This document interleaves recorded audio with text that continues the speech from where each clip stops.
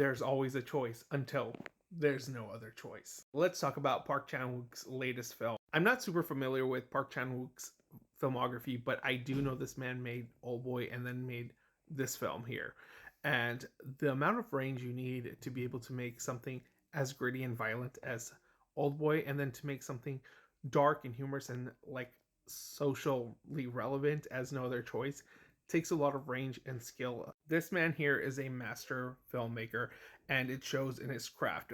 No Other Choice is directed supremely well, and the amazing cinematography and direction that Park Chan Wook gives this film is amazing. He's able to subvert your expectations and keep you guessing while keeping you engaged at the same time, and then giving you some of the most balls to the wall reactions and situations that you could imagine. Throughout the whole of this film, I didn't know where we were going to end up, and I didn't know which direction it was going, but this movie is darkly comical. Like, there are some seriously funny moments in this film that poke fun at the cyclical nature of the society that we live in, that prioritizes our worth by the job and the statuses that we hold, and the stubbornness that comes with us, that we should live our lives in a certain way.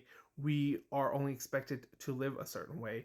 And if you're not living that way, you're not successful. You're not being a functioning member of society. Your worth as a man or worth as a person is devalued if you're not doing what you quote unquote are meant to. And that's where the meta commentary comes into this film.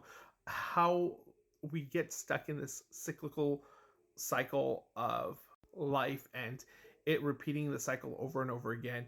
And regardless of what you do, who you step on to get where you need to go to, it's almost incomplete if you don't find the proper path, the proper support systems to guide you there. You're living sort of a double, sort of hollow life. And that's what this film explores incredibly well. The performances by Lee Byung-hun is incredible in here as well. I think he captures the everyman in such a brilliant way, and his incompetence in the film is also noteworthy. And like the decision he jumps to accomplish what he wants is just ridiculous. And in the grand scheme of things, and in like more heavier sense, it's not really funny because it's stuff we all deal with. It's stuff that's pretty relevant right now.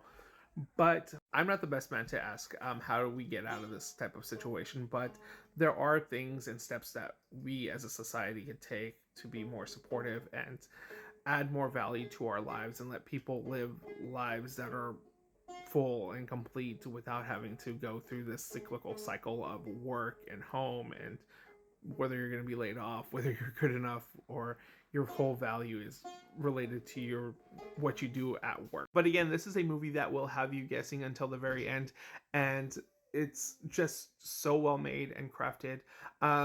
There are things of this story that I think could have been explained a little bit better or been thought out a little bit more, but I think the overall experience is really good there.